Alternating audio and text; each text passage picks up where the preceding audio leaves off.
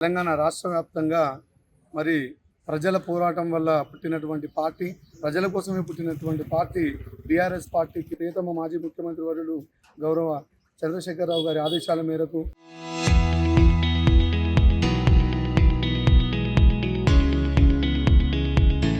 మన మాజీ మంత్రి హరీష్ రావు గారి ఆదేశాల మేరకు గ్రామాన వార్డుల్లో ఈరోజు తెలంగాణ జెండా ఎగురవేయడం జరిగింది.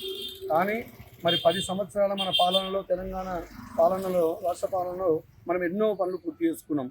కాళేశ్వరం ప్రాజెక్టే కానీ, మరి ఉద్యోగాలే కానీ, మరి నిధులే కానీ, మనం అంచెలంచెలుగా ఇది 10 సంవత్సరాల్లో చాలా సంక్షేమ పథకాలు తీసుకొచ్చి ప్రజలకు దగ్గరైన పార్టీ ఏదైనా ఉంది అంటే అది బీఆర్ఎస్ పార్టీ మాత్రమే. కానీ ఈరోజు మరి దొంగ హామీలు ఇచ్చి కాంగ్రెస్ ప్రభుత్వం ఏర్పడి ఇప్పటికీ 2 సంవత్సరాల పైబడినా కానీ ఇప్పటి వరకు ఇస్తానటువంటి ఆసరా పెన్షన్లు లేవు, వికలాంగుల పెన్షన్లు లేవు, సంక్షేమ పథకాలు గండి కొడుతుండు, నీళ్లు లేక చాలామంది రైతులు కూడా ఎన్నో అవస్థలు పడుతున్నారు. వాళ్ళకి ఇస్తానటువంటి రైతు బీమా ఇస్తలేడు, రైతు బీమాలు లేవు. అంటే మీరు ఒకసారి ఆలోచించాలి. మన పార్టీ, మన ఇంటి పార్టీ బీఆర్ఎస్ పార్టీ 10 ఏళ్ల పాలనలో ఏం చేసింది ప్రజలకు అనేది ఒకసారి ఆలోచన చేసుకోవాలి ప్రజలు. ఈ రెండేళ్ల పాలనలో మళ్ళీ కరువు దిశగా ప్రయాణిస్తున్నటువంటి మన ఈ కాంగ్రెస్ ప్రభుత్వంలో మనం ఎంత అవస్థలు పడుతున్నాం అనేది ఒకసారి ఆలోచన చేసుకొని ప్రజలందరూ కూడా వేచి చూస్తున్నారు.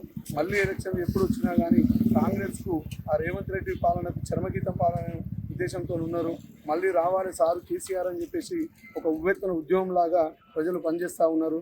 కాబట్టి ఈ సందర్భంగానే అందరికీ తెలియజేస్తుంది ఏంటి అంటే, ఈ కాంగ్రెస్ ప్రభుత్వానికి ఒకటే చెప్తున్నా, మీరు ఇస్తాన్న హామీలు మంచి మర్యాదకు ఇస్తేనే బాగుంటుంది, లేకపోతే మీరు కాలగర్భంలో కలిసిపోతారని చెప్పేసి సందర్భంలో తెలియజేస్తూ, పార్టీ 26 సంవత్సరాలు పూర్తి చేసుకున్న సందర్భంగా నేను ప్రజలందరికీ కూడా, ఉద్యోగకారులందరికీ కూడా శిరస్సు వహించి నమస్కారం తెలియజేస్తూ జై తెలంగాణ.